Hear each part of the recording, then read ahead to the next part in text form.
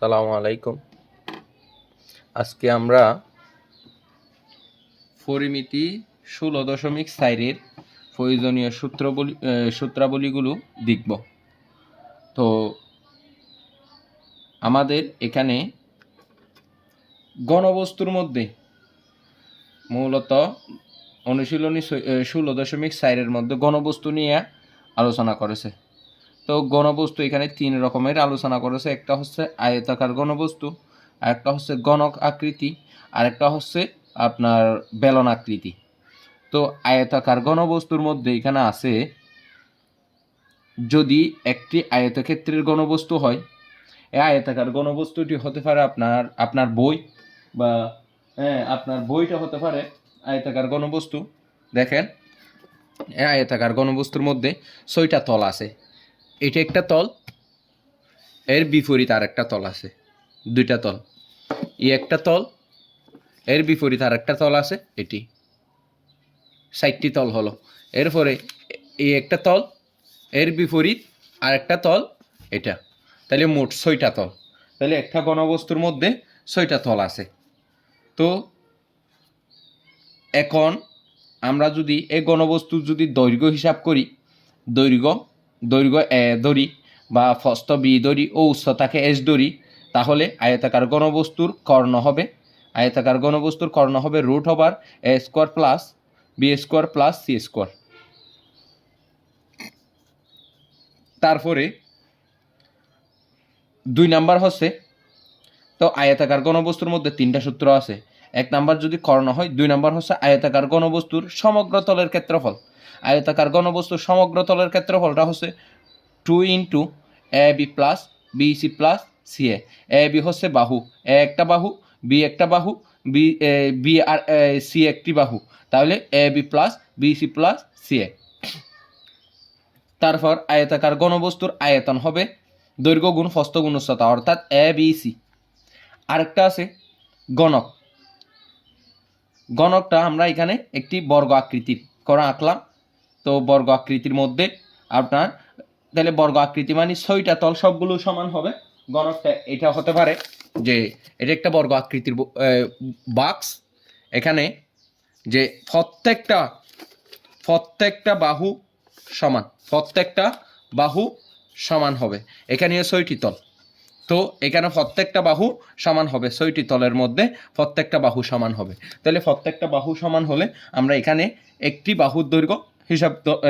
বাহুর দৈর্ঘ্য যদি ধরি গণকের একদার, যে কোনো একদারের মান যদি আমরা ধরি, অর্থাৎ 6টি বাহু, যে 6টি বাহুর মধ্যে 6টি তলের মধ্যে যতটা বাহু আছে সবগুলোর মান হবে। তাহলে গণকের কর্ণ হবে √3 এ। গণকের পৃষ্ঠতলের কর্ণের দৈর্ঘ্য হবে কোনো একটি পৃষ্ঠা, অর্থাৎ এই পৃষ্ঠ, যদি এ পৃষ্ঠ হয়, এই কর্ণ, এখানে এ বরাবর কর্ণ হবে। এই কর্ণর দৈর্ঘ্যটা হচ্ছে আপনার, এই পৃষ্ঠতলের কর্ণের দৈর্ঘ্য হচ্ছে √2 এ। আর গণকের সমগ্র তলের ক্ষেত্রফল, সম্পূর্ণ 6টি তল, তাহলে সম্পূর্ণ 6টি তলের ক্ষেত্রফল হবে আপনার 6a²। আর গণকের আয়তন হবে a³। আরেকটা আছে গণকের ওই বেলন আকৃতি, আরেকটা আছে বেলন আকৃতি। তো বেলন আকৃতির মধ্যে আপনার আছে, বেলন আকৃতির মধ্যে আছে আপনার এই বেলনের ভূমির ক্ষেত্রফল হবে, বেলনের ভূমি, যেটা ভূমি আছে নিচে, সেটা ভূমির ক্ষেত্রফল হবে আপনার এই πr²। ভূমি বলতে আপনার এই জিনিসটাকে বোঝাবে, এখানে নিচের অংশ। আর বেলনের বক্রপৃষ্ঠের ক্ষেত্রফল হচ্ছে 2πr/h। বক্রপৃষ্ঠ যেটা আছে, যে গোলাকার, যে এটির ক্ষেত্রফল হচ্ছে 2πr/h। আর বেলনের সমগ্র তলের ক্ষেত্রফল হবে 2πr into r+h, 2πr into r+h। এবং 4 নম্বর সূত্রটি হচ্ছে বেলনের আয়তন হচ্ছে πr²h। আমরা এই প্রত্যেকটা সূত্র প্রমাণ দেখব, এই যে ঘনকের তেমনটা প্রয়োজন নেই, আয়তাকার ঘনবস্তুটা আর বেলনেরটা আমরা প্রমাণ সহকারে দেখে নিব।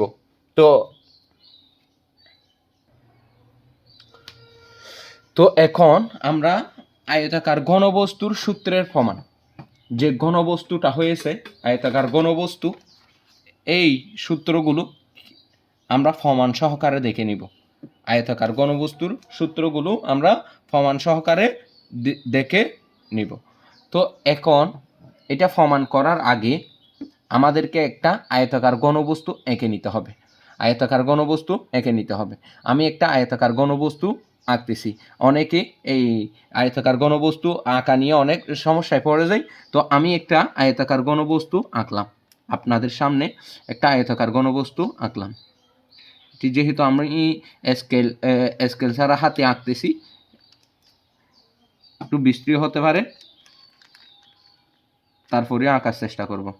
তো এখন যে এটা একটি আয়তক্ষেত্র আমি আঁকলাম। এটার আমি 4টা বাহু নাম দিব, এ বি সি ডি। এটা আমি আঁকলাম।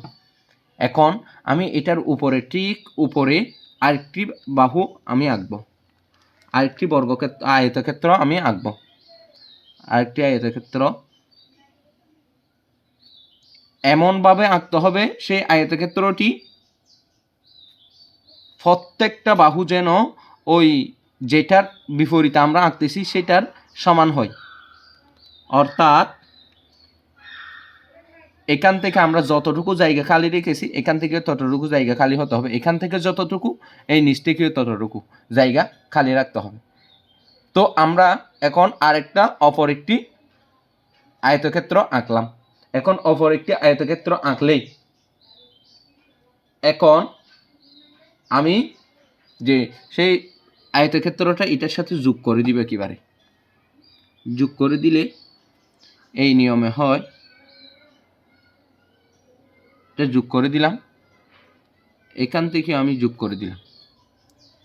এখন আমি এখানে তো একটি আয়তক্ষেত্র আঁকলাম। আয়তক্ষেত্রটি আমি একটু হেলানো অবস্থায় আঁকলাম। হেলানো অবস্থায় আঁকলে এ বি, এটাকে আমাদের সি দিতে হবে, এটাকে আমি সি দিলাম, সি। আর এটা হচ্ছে আপনার ডি, এটাকে আমি ডি ধরলাম, নিচের তলটা হিসাব করলাম, এ বি সি ডি, এইটা একটা তল, নিচের তল। তারপরে এরপরে আমি এই জিনিসটাকে এটাকে আমি জি হিসাবে ধরলাম, ই। এটা যদি আমি ই ধরি, এটা যদি আমি ই ধরি, এই কোনটাকে যদি আমি ই মনে করি, ই ধরি, আর এটা হবে তখন এফ এইচ, এটা হবে তখন এইচ। আর এটা ই এফ, এটা এফ, ই এফ জি এইচ, এটা হবে এইচ। তো এখন এই অনুসারে আমি একটি আয়তাকার ঘনবস্তু আঁকলাম। এ বি সি ডি নিচের তল, আর এটা হচ্ছে উপরের তল, ই এফ জি এইচ, এটা আঁকলাম। তো আয়তাকার ঘনবস্তু, এখানে আয়তাকার ঘনবস্তুর মধ্যে দুই রকমের থাকতে পারে। একটা হচ্ছে সুষম আয়তাকার সুষম ঘনবস্তু, আর একটা হচ্ছে বিষম ঘনবস্তু। সুষম কোনটি? সুষম এটি হচ্ছে আপনার যে আপনার বইটা হিসাব করতে পারেন। সুষমটা হলে এখানে যে তলগুলো আছে এটার বিপরীত তল এটি, দুইটাই কিন্তু একইবারে সমান, ক্লিন। তো এগুলো হচ্ছে আপনার সুষম ঘনবস্তু, এগুলো হচ্ছে আপনার সুষম ঘনবস্তু, এগুলো হচ্ছে কি আপনার সুষম ঘনবস্তু। এই সুষম ঘনবস্তু কিন্তু ক্লিন হবে দুই পাশে। আর বিষম হবে কি, যে আপনার পাথর জাতীয়, বাঙ্গা কোনো একটা টুকরো জাতীয় এরকম হবে। তো যেটা উভয় পাশ একেবারে ক্লিন সেটা হচ্ছে সুষম ঘনবস্তু। তো আয়তাকার ঘনবস্তু কাকে বলে? আমরা আয়তাকার ঘনবস্তুর সংজ্ঞাটা আগে লিখে নিব। আয়তাকার ঘনবস্তুর সংজ্ঞাটা আগে লিখে নিব। আয়তাকার ঘনবস্তুর এই সংজ্ঞাটা হচ্ছে 3 জোড়া, 3 জোড়া, 3 জোড়া সমান্তরাল, 3 জোড়া সমান্তরাল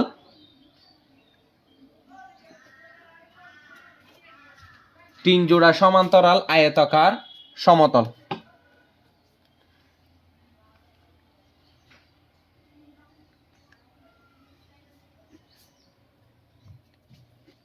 আয়তাকার সমতল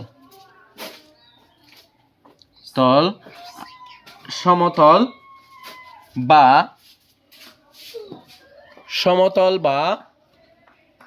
পৃষ্ঠ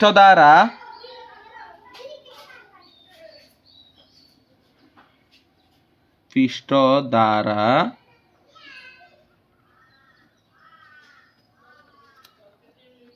আবদ্ধ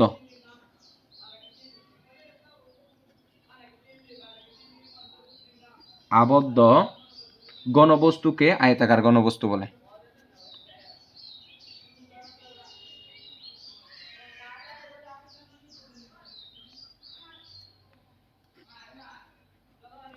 ঘনবস্তুকে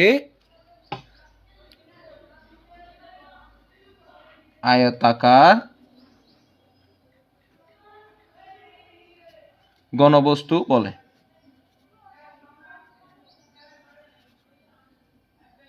ঘনবস্তু বলে। এটি হচ্ছে আপনার আয়তাকার ঘনবস্তুর সংজ্ঞা। তো আমরা সংজ্ঞাটা লিখে নিলাম। এখন এই পুরা চিত্রটির নাম কি? A B C D E F G H, এটি একটি ঘনবস্তু। তো আমরা লিখতে পারি মনে করি।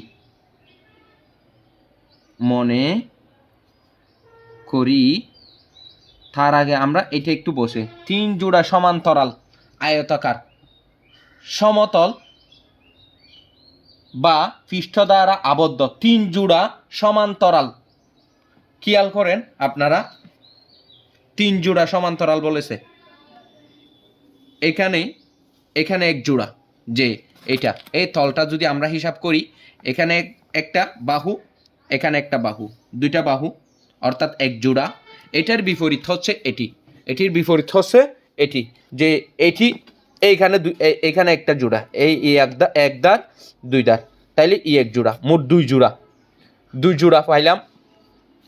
তাহলে এইটা কিন্তু এক জোড়া হিসাব করব, এটা আর এটা এক জোড়া। তারপরে এইটা আর এই পাশে বিপরীতটা, তাহলে এক জোড়া, দুই জোড়া। তারপরে এই সম্পূর্ণ এই তলটা আর এই তলটাকে এক জোড়া, মোট তিন জোড়া।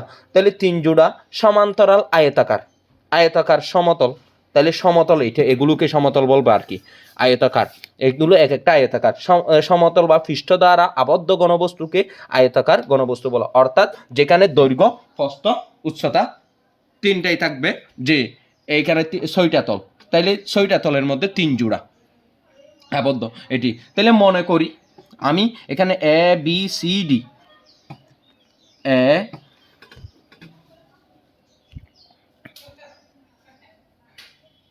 এ B C D E F G H, এটি একটি হচ্ছে আপনার আয়তাকার ঘনবস্তু। এটি একটি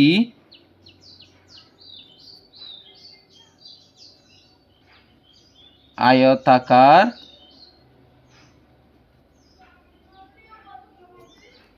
ঘনবস্তু।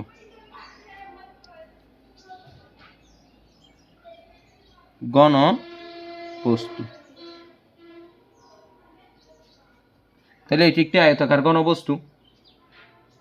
এর দৈর্ঘ্য, আমরা এর একটি দৈর্ঘ্য ধরে নিব। এর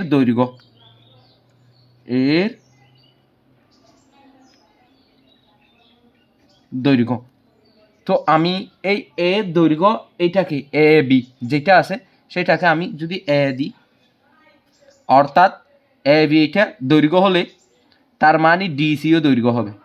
ডিসিও এখান থেকে ইএফও দৈর্ঘ্য হবে। তারপরে প্রস্থটা আমি যদি এখানে প্রস্থ হবে বিসি, অর্থাৎ এডিও প্রস্থ, ইএসও প্রস্থ, এফজিও প্রস্থ।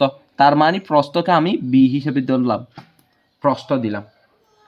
এরপরে উচ্চতা, উচ্চতাকে আমি এই উচ্চতা এইটাকে ধরলাম, এইটা এখানে স্পষ্ট দেখা যাচ্ছে এইচ, অর্থাৎ বিজি, অর্থাৎ সিএফ, এগুলো এক একটা উচ্চতা। উচ্চতাকে আমি যদি সি ধরি তাহলে 3 জোড়া, 1 জোড়ার মধ্যে এক একটা। তো এ বি যে কথা, ইএফ একই কথা, এখান থেকে এ জি একই কথা, তাহলে 3 জোড়া চলে গেল। এরপরে আবার বিসি যে কথা, এডি একই কথা, এফ জি একই কথা, এই ইএস একই কথা। তারপরে আপনার এই উচ্চতা, এএস যে কথা, ডি একই কথা, সিএফ একই কথা, বিজি একই কথা। তো আমরা দৈর্ঘ্য এ বি ধরলাম, এ বি সমান ধরলাম এ, কমা প্রস্থ, আমরা বিসি সমান বি ধরলাম, বিসি ইকুয়াল টু বি, এবং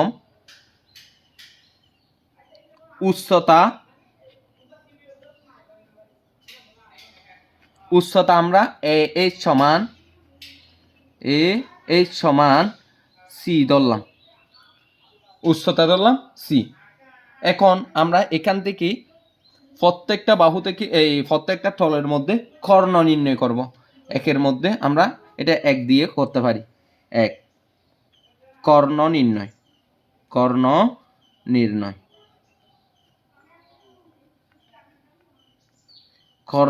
করব। এখন আমরা এই কর্ণ নির্ণয় করব। এখন খেয়াল করেন, এটা কিন্তু এ বি সি ডি, তারপরে ই এফ জি এইচ। তো আমরা লিখতে পারি A B C D E F G H.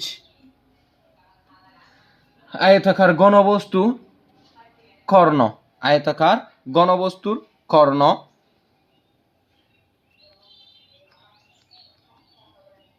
আয়তাকার ঘনবস্তুর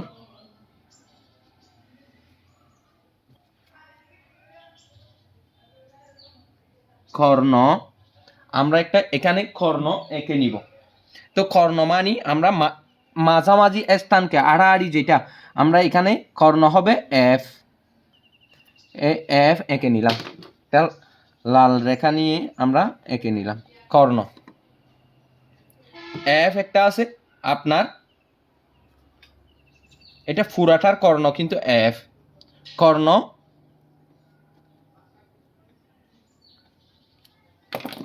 এফ, এফ, এটাকে আমরা কর্ণ হিসাবে ধরলাম। কিন্তু এটা আমরা এখানে রেখে দিব। কর্ণ যদি এফ হয়, আমাদের এখানে একটা আরেকটি কর্ণ এ বি সি ডি, এই আয়তক্ষেত্রটা নিয়ে যে নিচের একটা তল আছে, এই তলের একটা কর্ণ আমরা নির্দিষ্ট আকারে এঁকে নিব, নিচের যে তল আছে সে তল। তাহলে কর্ণটি হবে এসি। প্রথমে আমরা এই এসি কর্ণটা এঁকে নিলাম। এটা একটা আয়তক্ষেত্র এ বি সি ডি, এটা একটা আয়তক্ষেত্র, এটার জন্য একটা আমরা কর্ণ এঁকে নিলাম। তো এখন আমরা এটা লিখলাম। তো আমরা এই প্রথমে এই যে তলটা আছে এ বি সি ডি, এটার একটা কর্ণ, এবং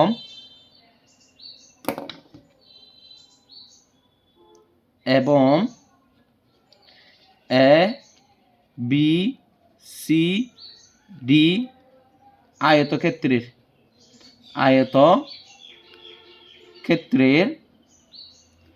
ক্ষেত্রের কর্ণ, আয়তক্ষেত্রের কর্ণ হবে এসি, তো আয়তক্ষেত্রের কর্ণ যদি এসি হয়, আমাদের এখানে যেহেতু একটা কর্ণ আঁকলাম এসি, তো এটা একটা ত্রিভুজ হয় এ বি সি, এটা একটা ত্রিভুজ হয় এ B C, A B C, এটি একটি ত্রিভুজ হয়। তো আমি সেই ত্রিভুজ নিয়ে কাজ করব। এখন প্রথমে এই ত্রিভুজ নিয়ে কাজ করব। ত্রিভুজ এ বি সি, এই খেয়াল করেন আপনারা বিসি, এই বিসির উপর যদি আমি বিসি, এটা একটা বাহু, এটা একটু আমি এই একটু আড়াআড়িভাবে এঁকেছি, তার জন্য এরকম হয়ে গেছে, যাতে বোঝা যায় যে আড়াআড়িভাবে বলতে এরকম করে এঁকেছি, এরকম করে এঁকেছি, সরাসরি এভাবে আঁকি নেই, তাহলে 3D করে আঁকলাম আর কি। তো এ বিসির উপরে যদি আমি এ বি লম্ব হিসাব করি, তাহলে আমি লিখতে পারি বিসি লম্ব এ বি, বিসি লম্ব এ বি, এ বি ধরলাম, বিসি লম্ব এ বি, এবং এই ত্রিভুজের মধ্যে এ বি সি ত্রিভুজের মধ্যে তাহলে এসি হবে অতিভুজ, এসি হবে অতিভুজ। তো এখান থেকে আমরা একটাকে ভূমি ধরবো, এ বিকে ভূমি ধরলে বিসিকে আমরা উচ্চতা ধরতে পারি। এখানে কিন্তু এটা লম্ব বলেছে, যেহেতু এ বি লম্ব বিসি, তাইলে আমরা অতিভুজ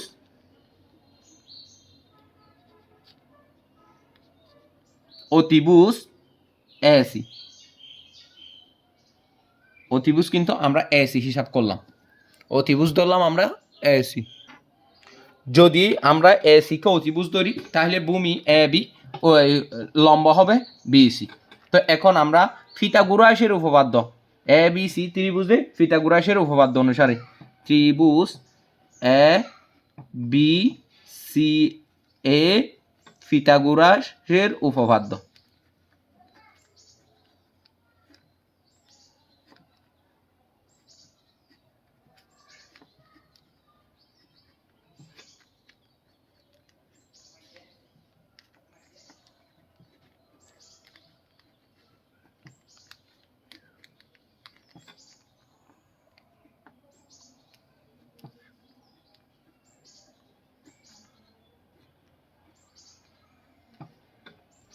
পিথাগোরাসের উপপাদ্য অনুসারে, এখন পিথাগোরাসের উপপাদ্যটা আমরা কি জানি, অতিভুজ স্কোয়ার সমান ভূমি স্কোয়ার যোগ লম্ব স্কোয়ার। অতিভুজ কি এ বি এ সি, অতিভুজ স্কোয়ার সমান ভূমি, ভূমিটা কিন্তু আমরা এ বি ধরেছিলাম, A B square, A B square plus লম্ব স্কোয়ার, লম্ব কিন্তু আমরা এই বিসি, তাহলে বিসি ধরলাম, বিসি হোল স্কোয়ার। খেয়াল করেন এই এ বির মানটা কত, এ বির মানটা কিন্তু আমরা এ ধরেছিলাম, এ বির মানটা ধরেছিলাম এ, এর উপরে স্কোয়ার প্লাস বিসির মানটা আমরা বি ধরেছিলাম, অর্থাৎ বি, এই বি স্কোয়ার, তাহলে ধরলাম, এটা পাইলাম। আবার একটা পিথাগোরাসের উপপাদ্য আমরা প্রয়োগ করলাম, সুতরাং এ সি হোল স্কোয়ার সমান আমরা এ স্কোয়ার প্লাস বি স্কোয়ার পাইলাম। তো এখন আমরা আবার বলে লিখতে পারি যে এটা একটু খেয়াল করেন, ত্রিভুজ এ এফ সি, ত্রিভুজ এ এফ সি, এই তো এ এফ সি, এই ত্রিভুজটা, এটা একটা ত্রিভুজ, এটি একটি ত্রিভুজ। এটা হিসাব করলে আমরা লিখতে পারি ত্রিভুজ এ এফ সি, ত্রিভুজ এ এফ সি, অর্থাৎ এটি একটি ত্রিভুজ, এটি একটি ত্রিভুজ। এটা যদি হিসাব করি তো এখানেও আমরা কার উপর কোনটা লম্বা দেখি, এফ সির উপর, এই এফ সির উপর লম্ব হবে এসি, এফ সির উপর লম্ব হবে এসি। তো আমরা সেটা লিখতে পারি এফ সি লম্ব, এফ সি লম্ব এসি, এ সি, এটা কিন্তু, তো এসি যদি এসির উপর যদি এফ সি লম্ব হয় তাহলে অতিভুজ হবে এফ, অতিভুজ অতিভুজ আমরা এফ দিলাম, এফ অতিভুজ হিসাব করলাম এফ। তো এখন অতিভুজ যদি এফ হয় তো আমরা পিথাগোরাসের উপপাদ্যটা আবার প্রয়োগ করতে পারি। সুতরাং ত্রিভুজ এ এফ সি এ পিথাগোরাসের উপপাদ্য অনুসারে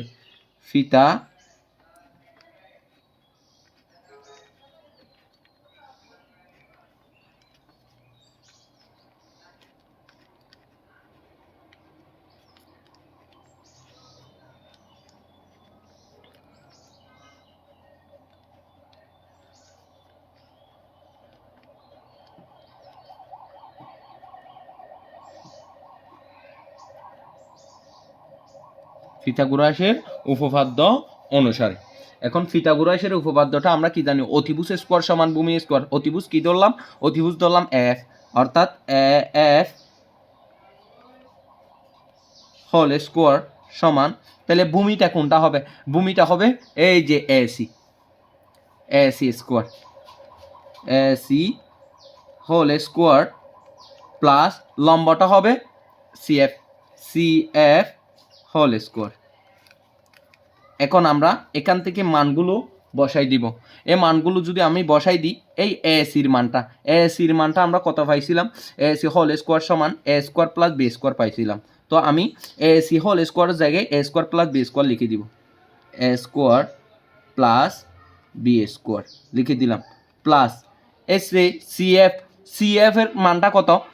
সিএফ, এই যে সিএফ কিন্তু এটা একটি এই আমরা উচ্চতা ধরেছিলাম যে এর যে কথা সিএফ একই কথা, তাইলে এস এর মান যদি সি হয় সিএফ এর মানও সি হবে, অর্থাৎ সির উপরে স্কোয়ার। আবার বলতেছি, এখানে উচ্চতা যেহেতু এইচ, এখানে সিএফ ও উচ্চতা, এটা বিপরীত বাহু, তাইলে উচ্চতা সিএফ, তাইলে এই এস এর মান যদি সি হয় এই সিএফ এর মানও সি হবে, তাহলে সির উপর হোল স্কোয়ার। তো আমরা লিখতে পারি যে সুতরাং এটা যেহেতু এফ এর উপরে যদি স্কোয়ার থাকে, স্কোয়ারটা আমরা তুলে ফেলি, এফটা হচ্ছে কর্ণ, আপনার এফটা হচ্ছে কর্ণ। তো এফ কর্ণ হলে তো আমরা এফ স্কোয়ারটা রেখে দিলে যদি তুলে নিই তাহলে পাই এই যে এফ এর উপর যে স্কোয়ার ছিল এটার বদলে অপর পৃষ্ঠে অর্থাৎ ডান পক্ষে রুট আসবে, তাহলে A square plus B square plus C square. এখন এই এফটা মূলত কি? এফটা মূলত আমরা এখানে করেছিলাম যে A B C D E F G H আয়তাকার ঘনবস্তু কর্ণ, এই যে কর্ণ এটা একটা আয়তাকার ঘনবস্তু হিসাব করলে একটা বই যদি আমি হিসাব করি, এই বইটা যদি আমি মাঝ বরাবর যদি একটা বাঁক করি, এইটা হচ্ছে এফ, এটাই হচ্ছে কর্ণ। এটা একটা আয়তক্ষেত্র, এটা এক পৃষ্ঠ, এই প্রথম তল আর কি, এই তলের মধ্যে যদি আমি কোনাকুনি একটা রেখা সংযুক্ত করি, এটি হচ্ছে কর্ণ। তো এই কর্ণটির মান হচ্ছে আপনার এফ, এই কর্ণটির মান হচ্ছে আপনার এফ, এই এফটা হচ্ছে কর্ণ। তো এফ কর্ণ হলে আমরা অর্থাৎ পেয়েছি যে আয়তাকার ঘনবস্তু, এই তো আয়তাকার ঘনবস্তুর কর্ণ। তাহলে কি পাইলাম?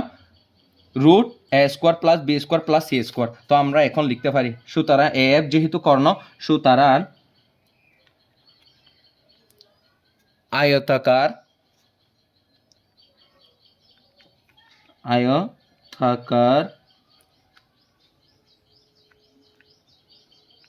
ঘন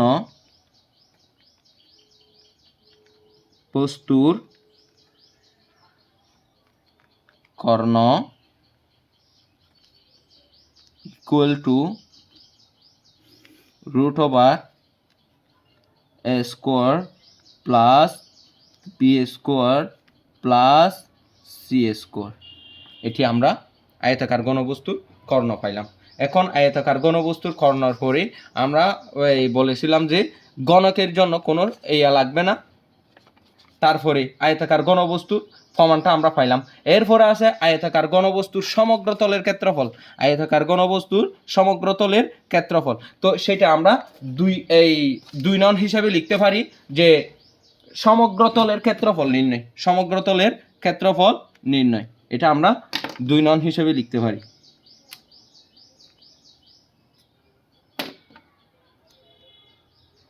আয়তাকার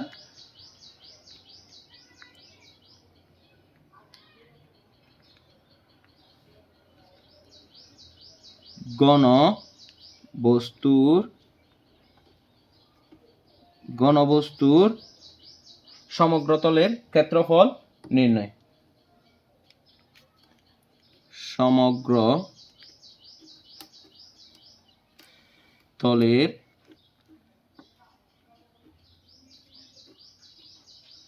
ক্ষেত্রফল নির্ণয়।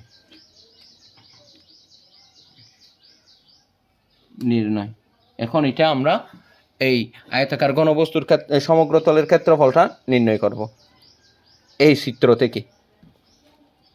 তো তাহলে আমরা লিখতে পারি যে আয়তাকার ঘনবস্তুর সমগ্র তলের ক্ষেত্রফল লেখার সময়, তো এখন আমরা বলেছিলাম যে একটি আয়তাকার ঘনবস্তুর মধ্যে 6টি তল, তাহলে 6টি তল হলে প্রত্যেকটা তল যদি আয়তাকার হয়, তাইলে প্রত্যেকটা তল যদি আয়তাকার হয়, আমরা জানি আয়তক্ষেত্রের ক্ষেত্রফল কিন্তু দৈর্ঘ্য গুণ প্রস্থ, তাইলে 6টি তল যেহেতু হয়, তো আমরা এখানে লিখতে পারি আয়তাকার ঘনবস্তুর 6টি তল।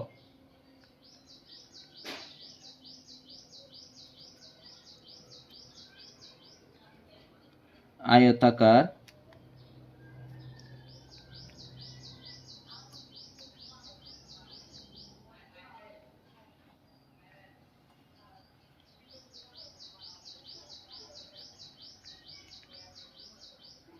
ছয়টি তল, যেখানে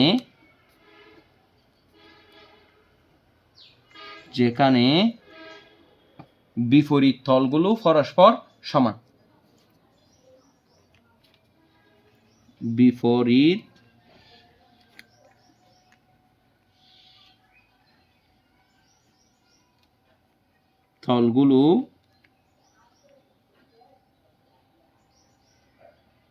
তলগুলো পরস্পর সমান।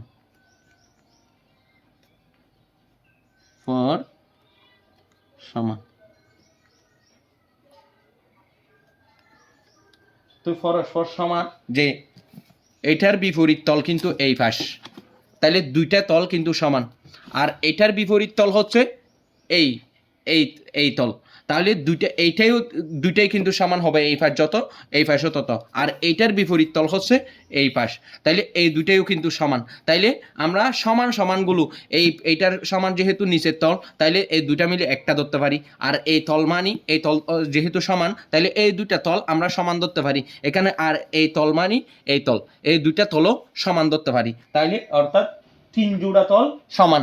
3 জোড়া তল, 6টি তল 3 জোড়া, মানে 3 রকম, 6টি তল 3 রকম। তো আমি লিখতে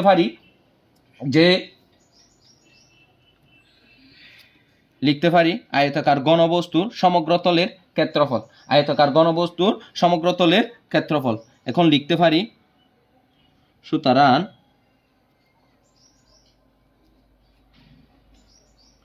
আয়তাকার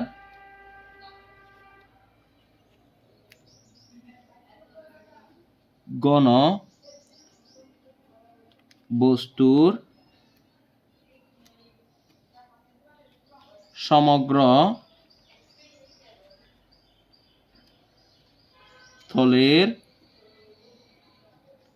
সমগ্র তলের ক্ষেত্রফল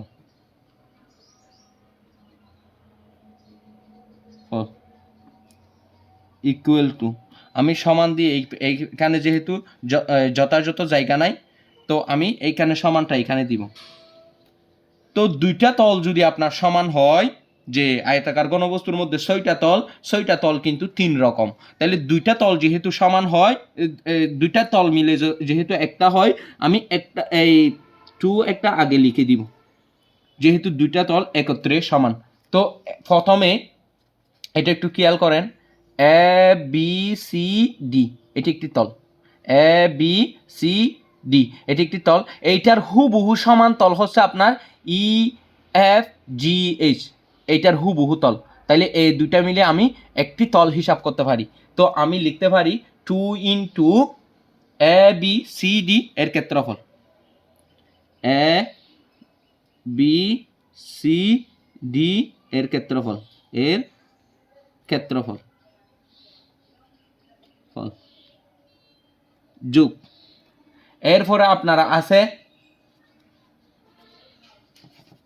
এ বি জি এইচ, এটা সামনের তল, এ বি জি এইচ, এটার পিছনের আরেকটি তল হচ্ছে আপনার ডি সি এফ ই, এটি একটি তল। তাইলে দুটাই যেহেতু সমান আমরা লিখতে পারি এ বি জি এইচ,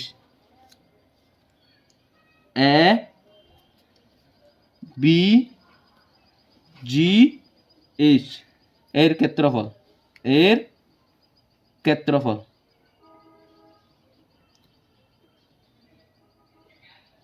যোগ দিলাম। এখন আপনার খেয়াল করেন বি সি এফ জি এটা একটি তল, আর এটা সমান তল হচ্ছে আপনার এ ডি ই এইচ, এই দুইটা কিন্তু তল একত্রে সমান। তো আমি সেটা লিখতে পারি B C F G, B C F G এই তল, বি সি এফ জি এর ক্ষেত্রফল, বি সি এফ জি এর ক্ষেত্রফল, এর ক্ষেত্রফল, এর ক্ষেত্রফল লিখলাম। এখন তিনটা ক্ষেত্রফল কিন্তু আমি লিখেছি, এখানে একটা ফার্স্ট ব্র্যাকেট থাকবে। এরপরে আমি লিখতে পারি, এখন আমরা এই টুর জায়গায় টু বসাবো, টুর জায়গায় টু বসাবো, এ B C D, A B C D এটার এটি একটি আয়তক্ষেত্র, এই আয়তক্ষেত্রের ক্ষেত্রফল এ বি সি ডি, এইটার মধ্যে দৈর্ঘ্য হচ্ছে আপনার এ বি, প্রস্থ হচ্ছে বি সি। তাহলে আমি এ বি গুণ বি সি দিলাম, বি সি প্লাস, তারপরে আপনার আছে A B G H, A B G H, A B G H, A B G H, এখানে আপনার প্রস্থ হচ্ছে কোনটা, দৈর্ঘ্য হচ্ছে কিন্তু আপনার এ বি, এই দৈর্ঘ্য হচ্ছে আপনার বিজি, বিজি, আর প্রস্থ হচ্ছে আপনার এ বি জি এইচ, আর প্রস্থ হচ্ছে আপনার এই এইচ, প্রস্থ হচ্ছে এইচ, প্রস্থ হচ্ছে এইচ, এটা এটা যদি দৈর্ঘ্য হয় এটা হবে প্রস্থ। তাহলে আমরা লিখতে পারি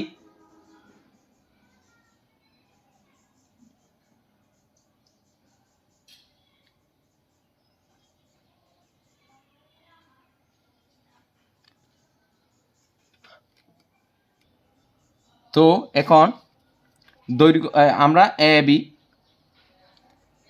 B into A B into, আর উচ্চতা হবে আপনার, প্রস্থ হবে এ এইচ বা বিজি, এইচ দিলাম, এ এইচ প্লাস, এরপরে আপনার আছে হচ্ছে B C F G, B C, B C F G, B C F G, B C F G. তাহলে বি সি এফ জি এর মধ্যে আপনার বি সি এফ জি এর মধ্যে দৈর্ঘ্য হবে আপনার বি সি, আর উচ্চতা হবে বিজি বা সিএফ, যে কোনো একটা। তাইলে আমি বি সি এফ জি এর মধ্যে লিখতে পারি আপনার বিসি, দৈর্ঘ্য গুণ প্রস্থ, দৈর্ঘ্যকে আমি বিসি দিলাম গুণ বিএইচ, যে কথা সিএফ একই কথা, তো আমি বিএইচ দিলাম, বিজি দিলাম, বিজি। তো এখন এই মানগুলো আমরা বসাই দিব। খেয়াল করেন আপনারা যে 2 এ বি এর মান কত, এ বির মান কিন্তু এ বির মান হচ্ছে আপনার এ, তো আমি এ দিলাম। বি সি এর মান কত, গুণ বি সি এর মান হচ্ছে আপনার বি, প্লাস এ বি এর মান আবার এ, গুণ এ এইচ এর মান হচ্ছে আপনার সি, প্লাস তারপর বিসি, বিসি এর মান হচ্ছে আপনার বি, গুণ তারপর বিজি এর মান হচ্ছে আপনার বিজি এর মান হচ্ছে আপনার সি, সি দিলাম। এখন এই মানগুলো আমরা গুণ করে নিব যে A B plus A C plus B C, এই মানটাকে আমরা একটু সাজাই লিখব 2 into A B plus A B সিটাকে মাঝখানে নিয়ে আসবো B C plus A C, কোনো চিহ্ন পরিবর্তন হবে না যেহেতু সবগুলো প্লাস। তো এটি হচ্ছে আপনার যে আয়তাকার ঘনবস্তু যেটা আছে সেটির সমগ্রতলের ক্ষেত্রফল। তাইলে সমগ্রতলের ক্ষেত্রফলটা আমরা পেয়েছি হচ্ছে আপনার এই 2 into A B plus B C plus A C. তাইলে এখন লিখতে পারি সুতরাং আয়তাকার ঘনবস্তুর সমগ্রতলের ক্ষেত্রফল, আয়তাকার ঘনবস্তুর সমগ্রতলের ক্ষেত্রফল হচ্ছে সুতরাং আয়তাকার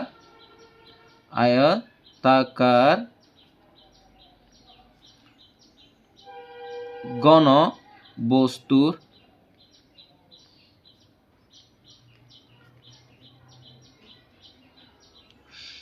সমগ্র তলের ক্ষেত্রফল হবে আপনার, এখানে আমি সমান দিই 2 into A B plus B C plus A C বা সি এ, যে কোনো একটা বলা যাবে এটি। এখন আমরা যে আরেকটি আছে, যে এখানে আরেকটি বলেছিলাম আয়তাকার ঘনবস্তুর আয়তন সেটি নির্ণয় করব।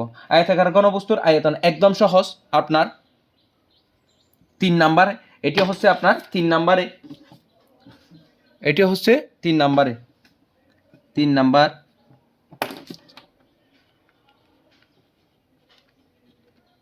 আয়তাকার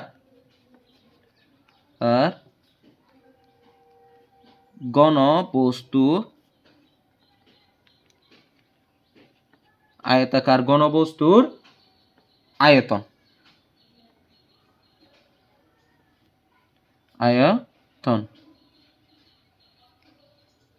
তাইলে সমান আয়তাকার ঘনবস্তুর আয়তন হবে আপনার দৈর্ঘ্য গুণ প্রস্থ গুণ উচ্চতা। তো এখন এই আয়তাকার ঘনবস্তু, এটি একটি আয়তাকার ঘনবস্তু, এখানে আমি দৈর্ঘ্য ধরেছি যেহেতু আপনার এ বি, প্রস্থ হচ্ছে বিসি, আর উচ্চতা হচ্ছে আপনার এএস অথবা সিএফ, যে কোনো একটা। তো আমি সেইগুলো লিখে দিব যে আয়তাকার ঘনবস্তুর আয়তন হচ্ছে আপনার দৈর্ঘ্য গুণ প্রস্থ গুণ উচ্চতা।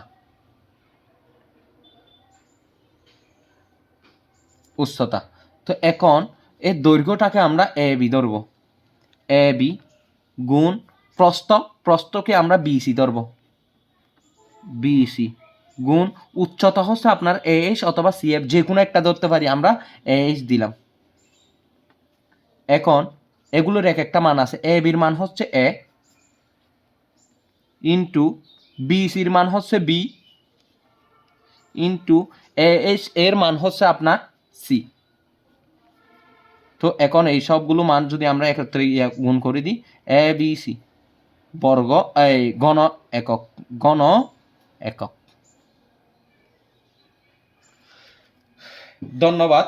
যে আমরা আজকে আয়তাকার ঘনবস্তুর 3টি সূত্র প্রমাণ করলাম, যে একটি হচ্ছে আপনার আয়তাকার ঘনবস্তুর কর্ণ কিভাবে বের করে, আরেকটি হচ্ছে আয়তাকার ঘনবস্তুর সমগ্রতলের ক্ষেত্রফল কিভাবে নির্ণয় করে, আরেকটি হচ্ছে আয়তাকার ঘনবস্তুর আয়তন কিভাবে নির্ণয় করে। তো আমাদের 3টি অংশ হচ্ছে আপনার যে আয়তাকার ঘনবস্তু ক্ষেত্রফল নির্ণয়।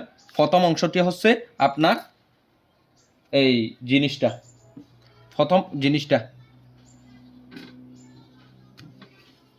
আয়তাকার ঘনবস্তু, প্রথম জিনিসটা হচ্ছে এটি, আর এর পরের অংশটি হচ্ছে এটি, আর এর পরের অংশটি হচ্ছে এটি। এই সম্পূর্ণটা হচ্ছে আপনার আয়তাকার ঘনবস্তুর ক্ষেত্রফল নির্ণয়ের সূত্র। ধন্যবাদ সবাইকে, আসসালামু আলাইকুম।